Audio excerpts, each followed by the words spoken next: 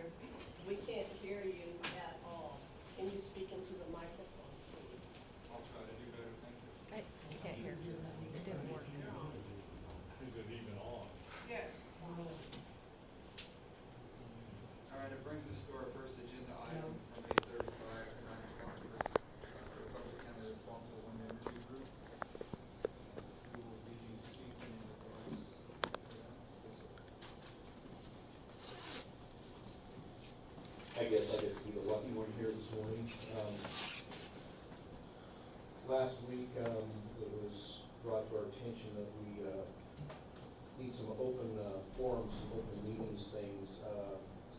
I have brought forth a man by the name of Mr. Ryan Kreitschauer, who will be speaking on our behalf today. Ryan, if you could please help us out, I'd be grateful. Sure. Morning. My name is Ryan Kritzhauser. I appreciate the sentiment starting in prayer. I think that sets off a good tone, and I want to commend you all for starting the meeting in that way. My name's Sir, can you spell your last name? yeah, it's Kriegshauser.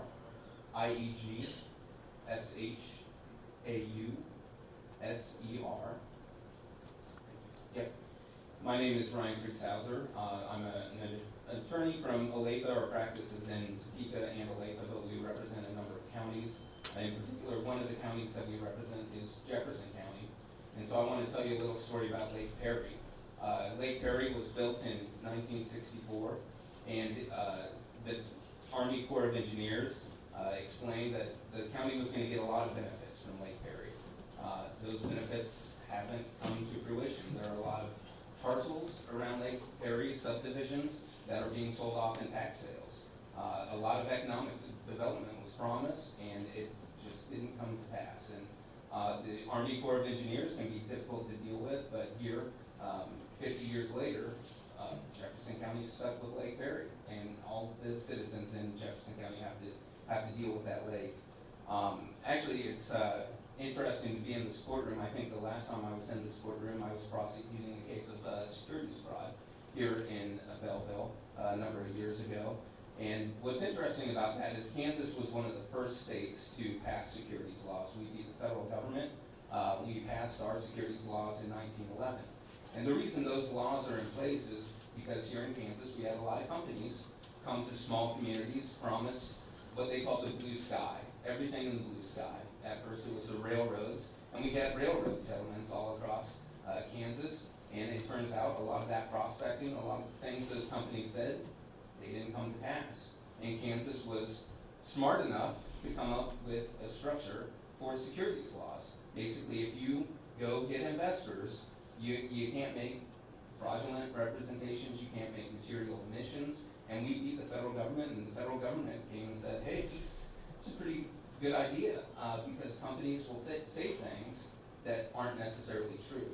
And so we've had that in Kansas with the railroads. Actually, we have a term called railroading. You know where that came from? The railroads just force things through, you get railroaded. And it's actually a part of our parlance now because those things happened, and they happened here in Kansas. Oil wells were a major problem for us at the Securities Commission. I was general counsel there, and we had investment groups promise all kinds of things with oil wells, and then the KCC has to come in and cap them because they're dry. And so, again, companies will say all kinds of things. And so, when you look at these agreements for these wind farms, I work in the county counselor's office. We work in multiple counties. You need to protect yourselves, and you need to protect your constituents, and make sure the companies will do what they say they're going to do. And you have the power to do that. You are the commissioners in this area, and you can negotiate these. You don't have to take the terms as they're presented. And I think that's why I sent correspondence to your county clerk about 10 days ago. I haven't gotten an estimate on the cost or the estimated time of the production of those documents, because we want to see what negotiation has occurred. There is a cloud over this whole thing because it appears one-sided. And I don't know if it is or not, but it appears that way to a number of people. And so we want to see what negotiations have occurred. You have a wind company paying for your counsel, and she is negotiating supposedly on your behalf. And we want to see those communications, what has occurred up to now. And right now we're being stonewalled. I mean, I sent an email last Thursday to your county clerk and have received no response. I mean, as a county counselor, it's a very bad idea to stonewall on a board request. That'll end you up in litigation and you'll have to pay the attorney's fees. It's the law. They're open records, you produce them. And we're willing to pay for them. We need an estimate on the time and the amount. That's what we need. And so, to clarify this cloud, to alleviate that, produce those documents, but right now, at this point in time, it appears that these companies have come and given you a proposal, and it's possible that you're going to just take that proposal as is, without negotiating it at all. Have there been negotiations up to this point? I don't know. But certainly, I don't know if you received this letter from Patrick Hughes going through those agreements, but there's some serious problems in the agreements as they're proposed by the wind company. Not allowing third parties to bring any action to hold those companies accountable, and the ability for the county to hold these companies accountable is wanting in these agreements. And it is on you, on behalf of your constituents, to make sure that there are mechanisms in these agreements that will protect your constituents and frankly protect the county. And this is something that will happen long after we're all gone. Like I said, let's go back to Lake Perry. The county commissioners that approved all that back in the 60s, they're nowhere to be found, but we're still dealing with it. The decommission agreement that exists here, allowing an agreement with a landowner that you don't even know the terms of to preempt that is abnormal and just not a very good protection for the county. So there are ways for the county to step up and step in and say, we want to negotiate some of these things. We want different setbacks. We want to protect landowners. And I think the group here has specific ideas of how they would like to see these agreements changed, and you have the power to change them. You're the county commissioners, and these are your constituents. And so step up for them and negotiate these things, and don't just pass them through as they are presented. And certainly, please, open up this process and let us see what's going on. Produce the documents pursuant to the Open Records Act, and just be open. And let's do this together as a community, and really fall in line with the prayer that we heard at the beginning of this session. This doesn't have to be as contentious as some would think it would be. There's a way to go through this and to negotiate honestly and upfront and protect your constituents and the county, not just for today, but for years to come. So I'm happy to answer any questions if you have them. I would encourage you to visit with the public county attorney if you're going to make allegations towards the commissioners or threaten legal action on the county. It's not appropriate to do that to the commissioners when they have legal counsel. They can answer your questions better than we can. Yes, I've actually said we're investigating certain things. I've not made specific allegations. Have you received allegations? I don't have any further comment this time. Okay. Thank you. Chairman, can I make a comment? He accused me of not answering his email. I have answered his email stating that it would take multiple times to do so. And That's I correct. did not get any response back. On last Thursday, I emailed you I back. did not get one. I can forward it to you, but it's certainly was sent Again, to you. we're going to stop right there, okay? I understand your concerns, they're legitimate, and we will do whatever the law requires to meet your request. Okay. I'm not an attorney. No, These commissioners are not attorneys. I understand. We have an attorney that represents the county. Please direct those questions to them. And my initial email was CC'd to the county attorney and county counselor. But under Cora, you need to, within 3 days, not just send a placeholder email, which is what you sent, just saying, hey, this will take some time, and it may take more money than $100. You have to give an estimate of how long and how much it will cost. And that's the law. And I've CC'd the county counselor, and so I expected more than a placeholder email, and I followed up on Thursday, and I'm happy to forward that to you. But we need an estimate of time and an estimate of cost by law. Thank you. Thank you, sir. We still have time remaining on the agenda item. If there's additional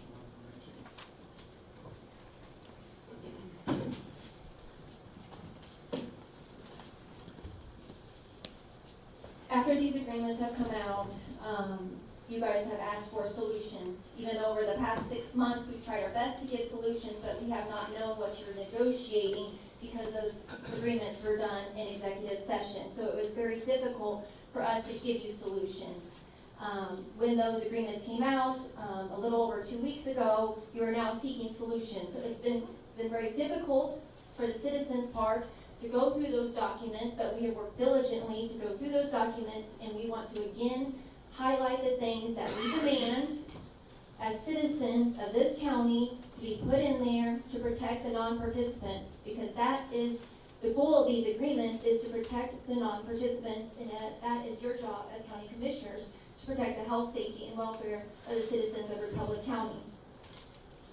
Joanne's going to speak to setbacks for the residents first. Kelly, just so you know, you're represented by council. I would encourage you to visit with council because we have received the information they suggested.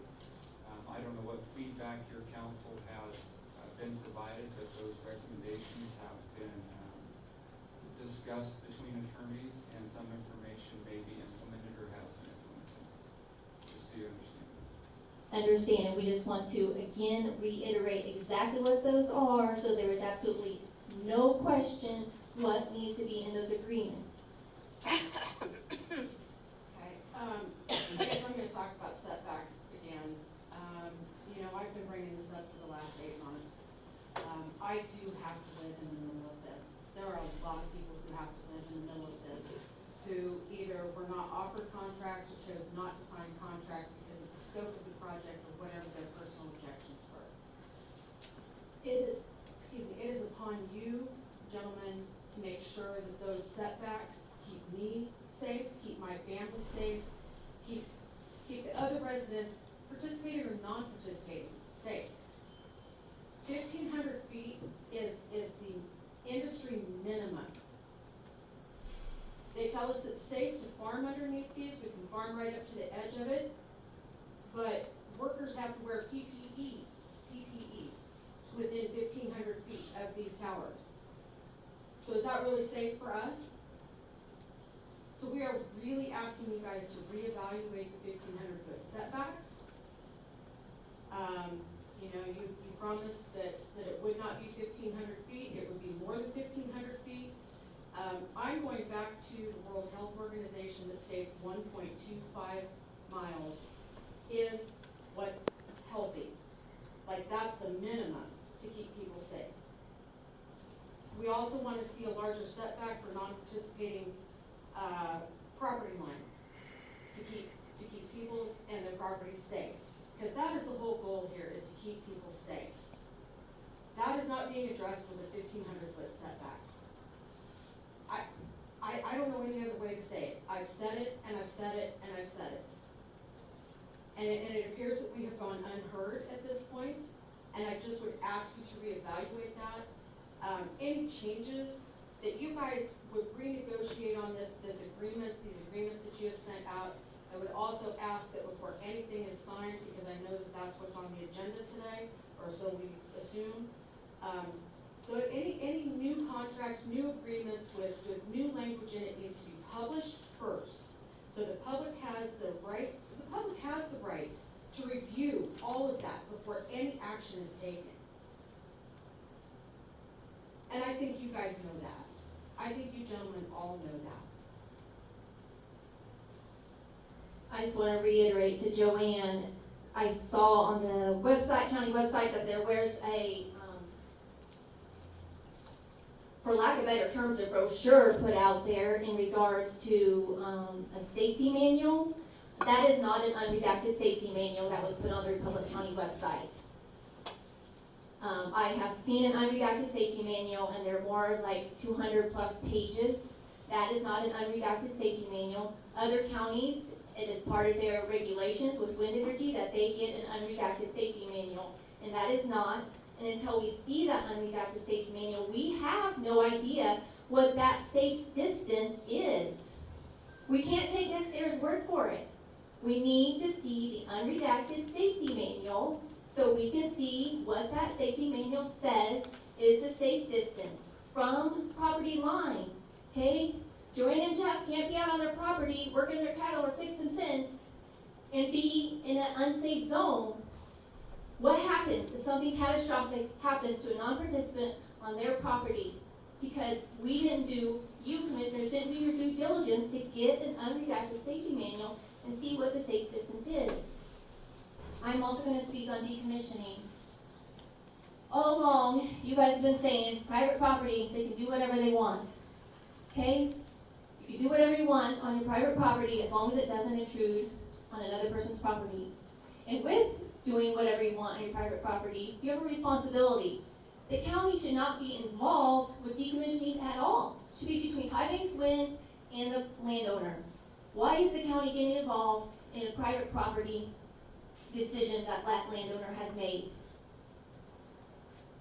There needs to be language in the agreement, and other counties have done this, that the decommissioning, if all else fails, like you could keep the language in there that you have, if all else fails, it is the responsibility of the landowner to take that down. And I was sent that through our council, so I assume your council got that. But I just want to make sure I'm very clear, there is no reason for a county government to be involved in a private landowner's decision to put up a 600-foot structure on their thing, as far as the county and taxpayers should not be responsible at all for having to take that gigantic structure down. If all else fails, it is the responsibility of the landowner to have those funds available to take that down. And again, I sent that legal language through our council, so you should have that, and that needs to be in the agreement. Thank you, Kelly.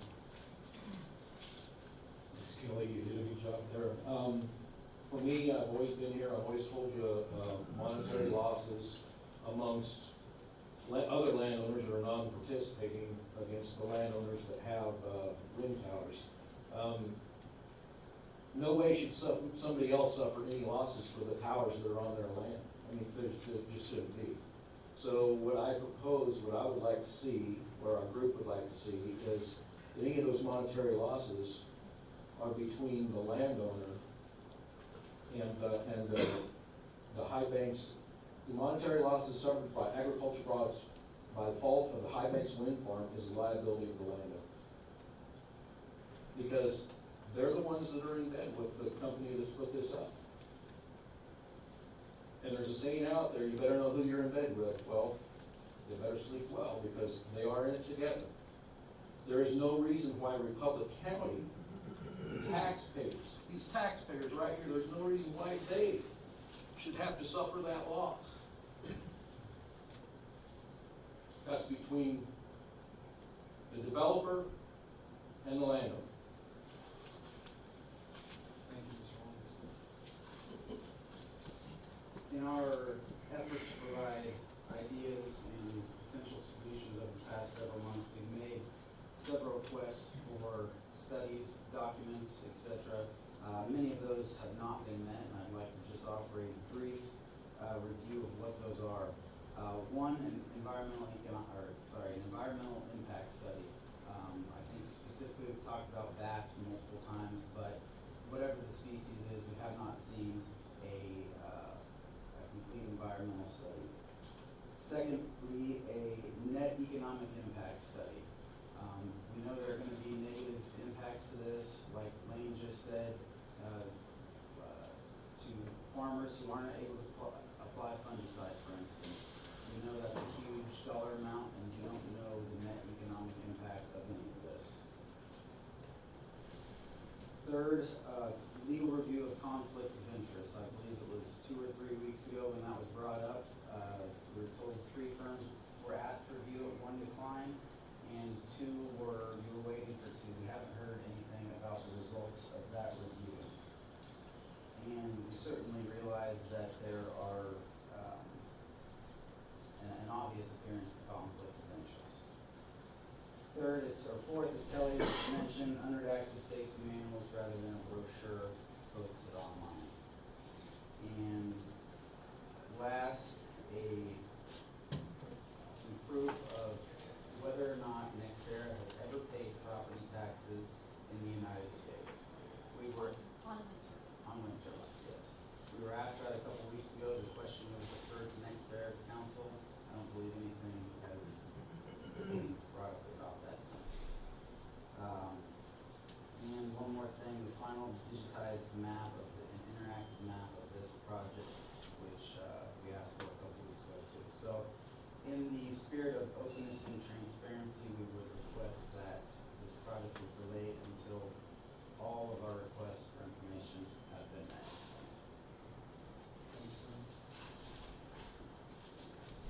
I just have a couple here.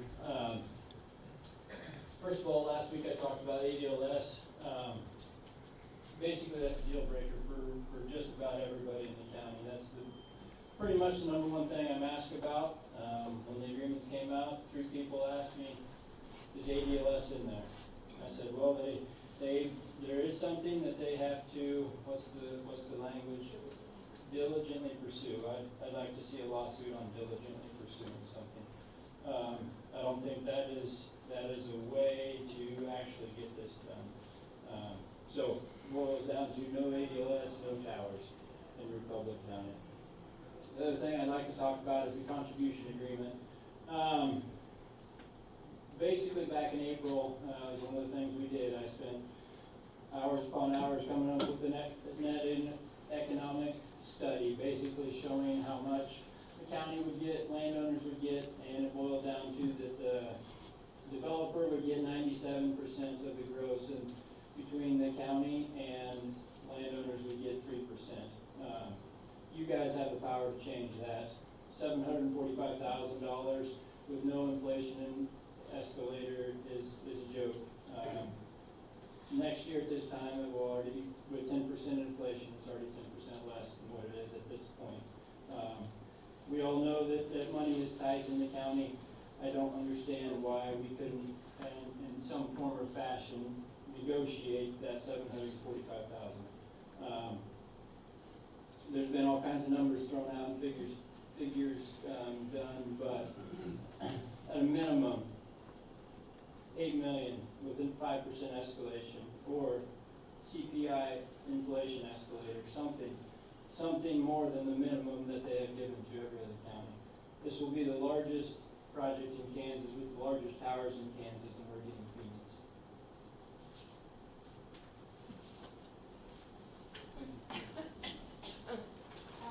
I just want to go back to, I know I brought it up a few weeks ago that the agreement is full of mitigation language. If there's too much shadow flicker, if there's too much noise, if they temporarily stop the traditional use of water at my house, they will do their best to mitigate that. That is weak language. That leaves me nothing to use. Nobody's addressed permanent diversion of water, contamination of water. That's not addressed. Mitigation doesn't mean anything. Mitigation means they can come out and have a conversation with me and hope it makes me feel better about the damage. And so at the minimum, I would like to see arbitration so that I at least have an avenue to use if there's an issue. I would also like to see arbitration added in there in order to avoid litigation. Nobody wants to go to court over this stuff. But again, this is an instance where the people need to be protected, not just me. It's not just me. Thank you, John. Lastly, guys, real quick, on the roads agreement. It looks like in the roads agreement that they will repair the roads and it'll take time after 90 days, and Patrick Hughes brought all this up. It is not fair to us taxpayers that they just fix the road as they see fit. I think there needs to be some kind of language in there that our road superintendent or our road supervisors have the final say on whether this is correct or not. There needs to be something in there with some teeth that they can use, fines or something in that manner, so that our roads are put back the way they are. I know situations down in Oklahoma, they brought that big crane across, crushed the road, and they threw some sand in there, and that was it. We can't have crap like that. We need our roads put back the way they are. And unfortunately, you guys are gonna be the ones getting the phone calls when those roads are going south. So I would think you guys would want that too. Thank you, John. Any other questions? All right, I'll entertain a motion to adjourn. So I would think you guys would want that too.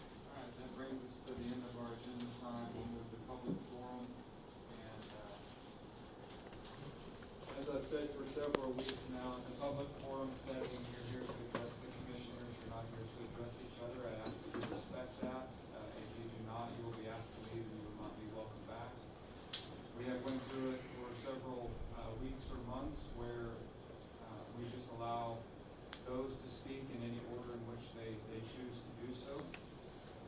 If that does not work, we can go to a system where we identify where you signed in and we can allot a period of time. And as I've said before, we've gotten along fine doing it the traditional way that we have. I see no reason to change it if there's no opposition from anyone in the room.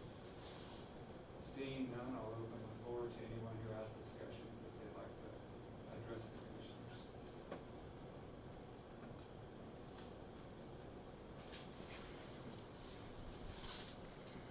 I do have one question. Why is it that all this has been done and you just asked a council member to request to talk to your council? Why is our county attorney not here? I don't know what his schedule is today. He's not typically at commission meetings unless there's an item he needs to discuss with us or we have an item to discuss with him. So my other question is, has he been in negotiations, has he been with you in executive sessions? I will not discuss anything in regards to negotiations at this time, Mr. Representative Council. Okay? I just feel that our county attorney needs to be at these meetings. I appreciate your opinion. Anyone else have any comments? Yes, sir.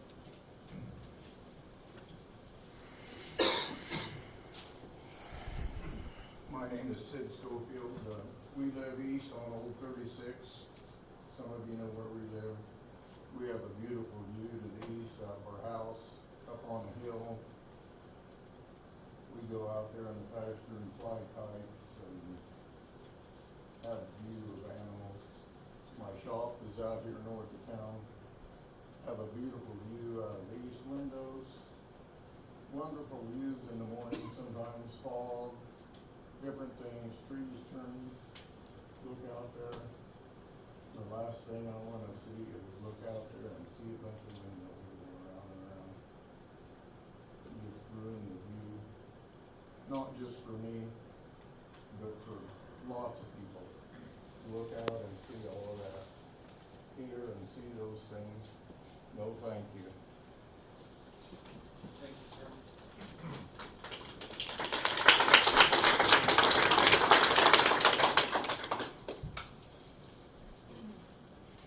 Good morning. My name is Arlene Clayton. I would much rather see those beautiful windmills going round and round and round in their ability to provide electricity that is needed to run your TVs, whatever else automatic machines you have in your home and in your business, than I would the dust storms that we have gone through back in the 1940s. And yesterday was a very good example of what those dust storms were. Try to eat wheat that has been dried up in a field that has that much dust on it.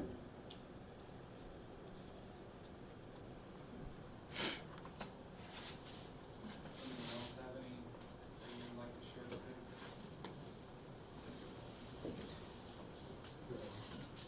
Either one of you. Good morning, Commissioners. My name is Kevin Hoops. I live in the northwest corner of Republic County. I am also concerned about the wind turbines and coming into the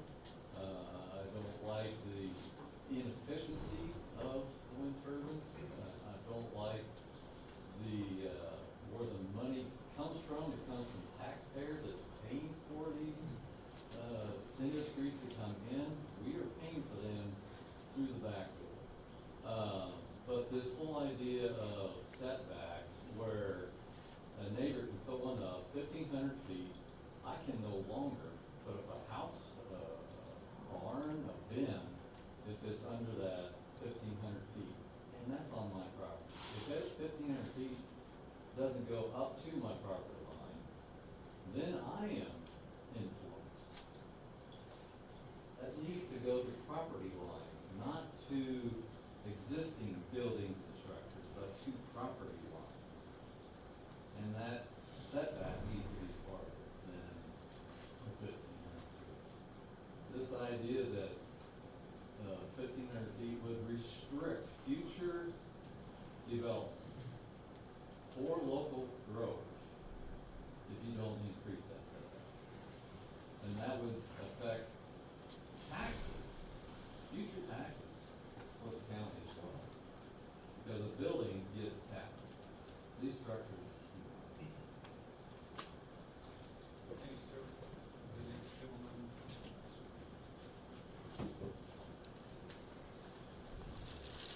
Hi. Tyson Merritt. I spoke last week largely about the effect that wind turbines have had on my grandfather's farm down in Oklahoma. After I spoke, it started a conversation with my parents, and my dad had a few things to say as well. Some things that I wasn't privy to that I would like to share. I am not for these, the wind turbines, based on real-world experience at the Merritt farm. The companies thrive on tax rebates and pull lots of money out. Then when tax laws change, they keep their share and cut back the landowner's share. Dad, that's my grandfather, was promised $12,000 a year. He ended up getting the minimum of $4,000 a year in reality.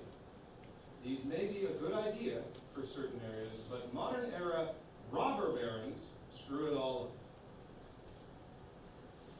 Robber barons. My dad doesn't use that kind of language very lightly. When you deal with wind energy companies, you may as well be dealing with the devil.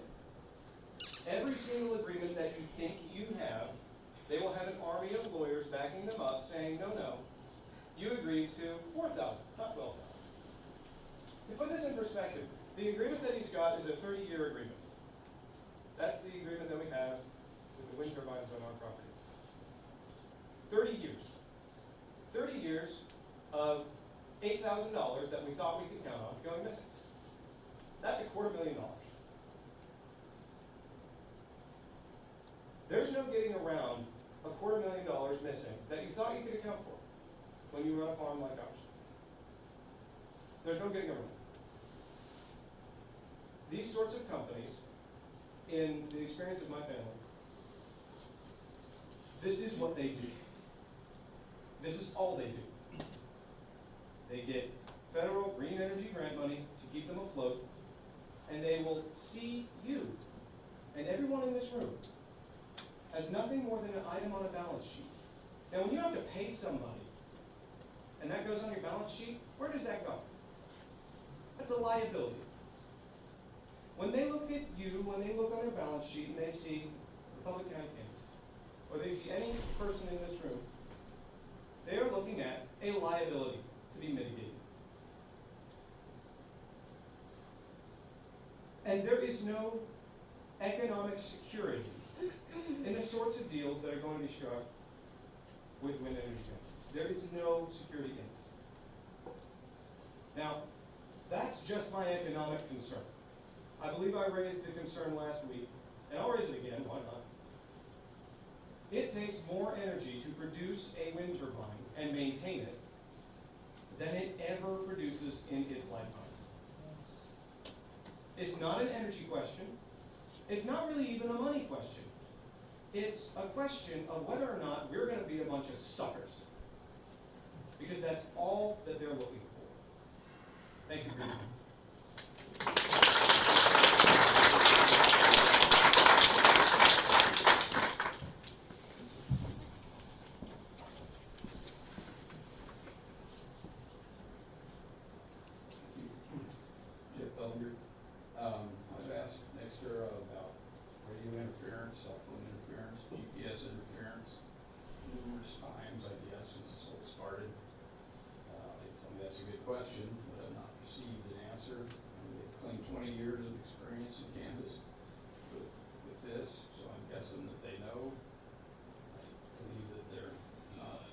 response is, I have to assume the worst. Their Met tower is next to the cell phone tower that I operate on, I depend on that, I use farm mostly by myself. So I know that they have towers planned surrounding that tower. I don't know what the effects of that will be. I know a 300-foot disc lined up between me and the cell phone tower should have some effect, and there's several proposed for that area. I don't know about the other cell phone towers in the county. But just haven't heard that addressed or any effects on that. Thank you for your comments, and just so you know, that concern is addressed in an agreement. I can't cite you directly to the page or anything like that, but there is an area in the contracts that address communication. Anyone else have comments today?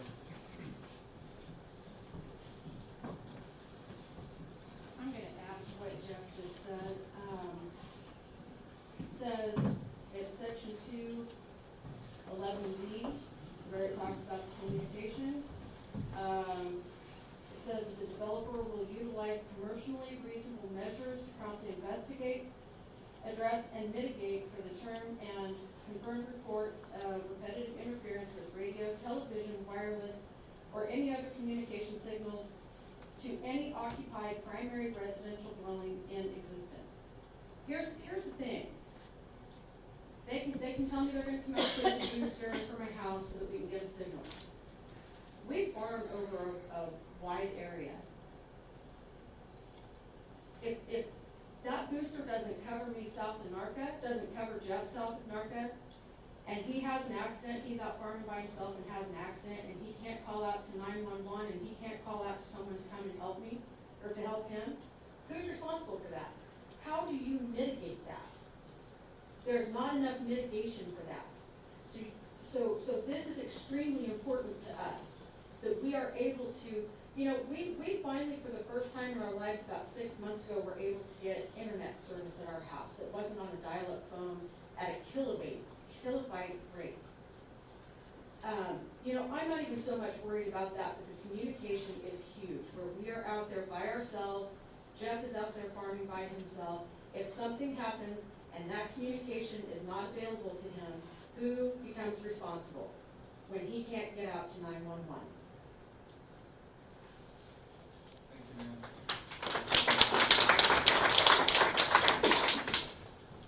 I'm Darren Saunders.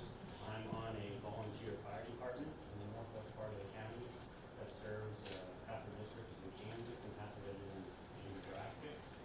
And when we have a fire or any other department has a fire, sometimes it's necessary to utilize what the government provides.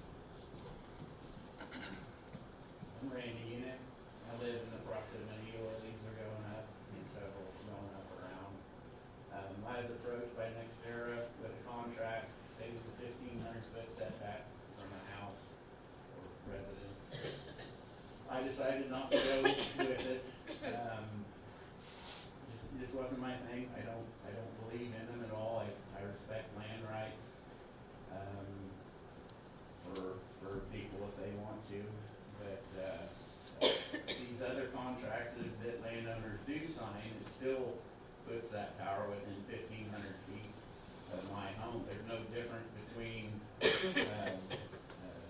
participant and a non-participant home on there. One of the risks that I worry about is in the manual, I seen it said 3,680 feet is the distance that the workers of the towers need to stay away from the towers 1 hour after a lightning or electrical storm. That 1,500 foot of where my home is obviously within that. And I'm wondering why I have to have the same risk as somebody that did sign up for these. I didn't sign up for them, so why do I have to endure that risk? So, these setbacks that you guys are hopefully still able to do something with, I wish you'd push that out a lot further. And I would like to be able to see an unredacted safety manual, any manual on these, not a brochure for them.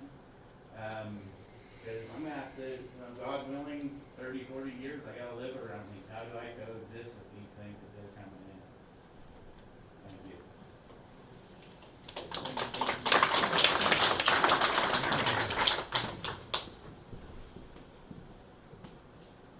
Good morning, Commissioners. My name is Jeremy Lefebvre. I started an organization called Heartland Area Landowners. I've been before you a handful of times, and we work with about 100 landowners here in the Republic of Washington County area. Just want to highlight the extensive open process that you guys have taken. At least I know that in every county I've been in, not everybody's happening. We certainly understand that. And anytime you bring a big economic opportunity to a county, there's pros and cons there. So on behalf of the landowners that I've worked on with, they appreciate the due diligence that's been done. They feel like there were a number of things that they wanted from NextEra that they weren't necessarily always getting, and you guys went to bat and got a handful of those things, and so they're certainly appreciative of that. I think moving forward, in any county that we've been in, we've only been around for a couple of years, but and the members that we have and the experience they have, there's ups and downs, but when something moves forward, the thing that everybody talks about is sort of the neighborly way that folks come back together, and it's our hope and the members' hope, Halo's hope, that if there's a way that we can help this commission or others communicate with one another to build some bridges and to grow our neighborly ability to do that as the progress is happening and the economic opportunity comes to the county. We want to play that role and try to help out, but we certainly appreciate the due diligence that you've done, and we look forward to making sure that this is a great success for our users. So thank you.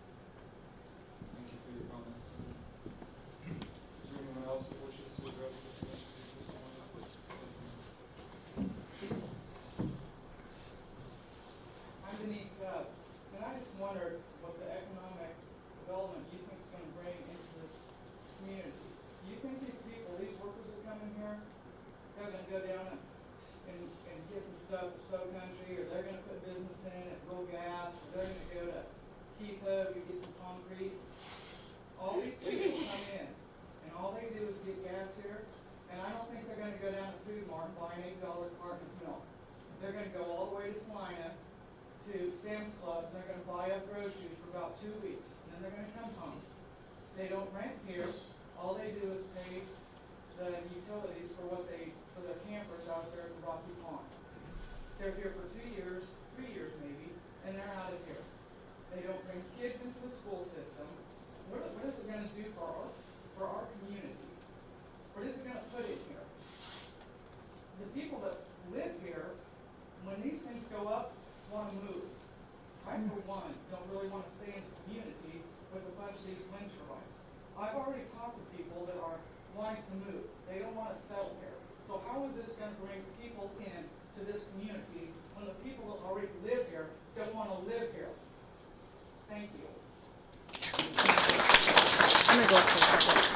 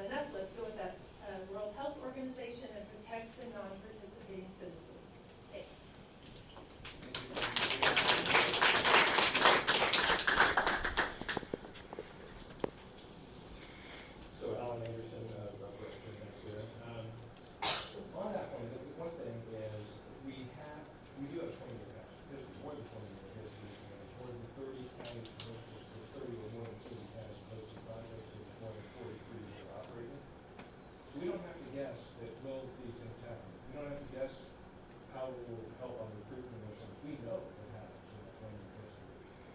People want it, if you look at people who are the mechanics that have on projects, the University of Michigan study this, there's more investment in their farms because they now have more sustainable path forward. There's more investment in the community because the schools have more money. The roads are better conditioned. All the infrastructure we may decide it could be a healthcare issue, or a childcare issue, to pre-K schooling, all those things are available. Those are the things that people want in the community. So we look nationwide, and certainly we look at Kansas, and we talk to people that, the people that have been in a situation like Kansas where projects have been located, it's an exception. So all the things that I mentioned, I totally appreciate that there needs to be real concerns. We just have to address those.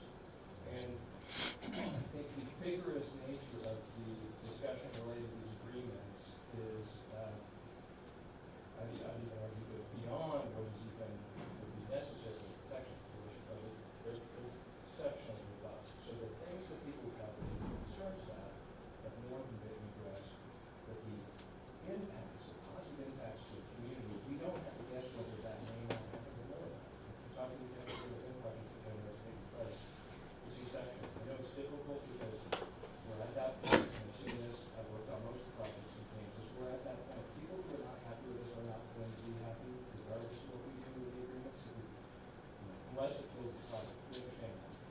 So we're at the part where there's an incredible discussion on those.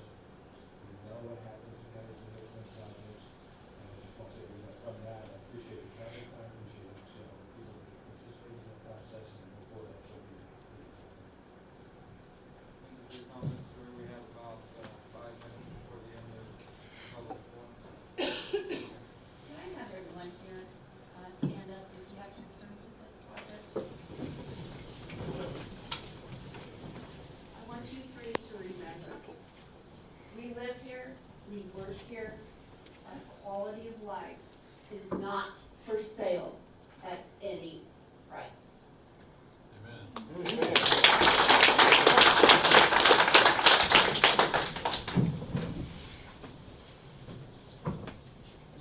I just want to point out one more thing. You have NextEra's attorney here.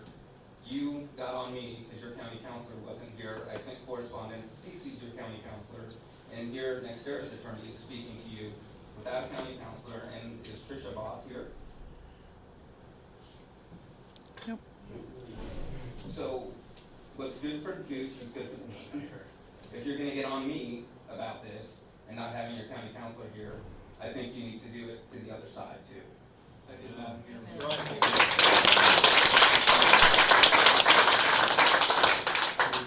Mr. Anderson require any, or provide any commands from the county, or he has not, nor has NextEra provided any legal documents making demands from the county, so there is a stark contrast of difference there. And again, I suggest that you speak with our county attorney in regards to any further information. Thank you. My name is Barb Fisher. I live on the western edge of the footprint. About 2 miles to the south of me, there are prairie chickens. My brother has a contract for that area, but there will be no wind towers because there are prairie chickens there. Do you think that those prairie chickens stay only in that area? My husband was an avid hunter for probably 40 years of his life. And he hunted prairie chickens. He hunted them on what we call the Meixel farm. But he also hunted them on the other farms that my family owned. Did you know that the whooping crane, excuse me, the sandhill crane, that the pathway, 90% of the proposed wind farm is in the migratory flight of the sandhill cranes. The sandhill cranes, as probably you know, are found along numerous rivers, but particularly they go up to the Platte and they have live crops. And 90% will be in that. Thank you.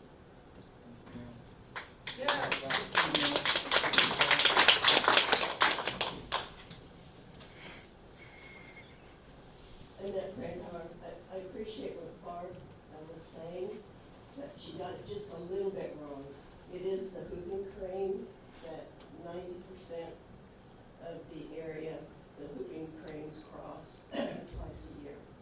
And I did an open record request with the Department of Kansas Wildlife, asked for documents. They said we have, we have no documents. Nextera has not supplied us any environmental studies about birds. They did share with me that there are 6 species of bats in this area. We have the hooping cranes and the sandhill cranes that travel through. We have prairie chickens, and we have the large raptors, including bald eagles, none of which have been addressed. So, once again, they're not interested in our country or what we have here. We're only dollars in their pockets. So, please consider that one. Thank you, ma'am.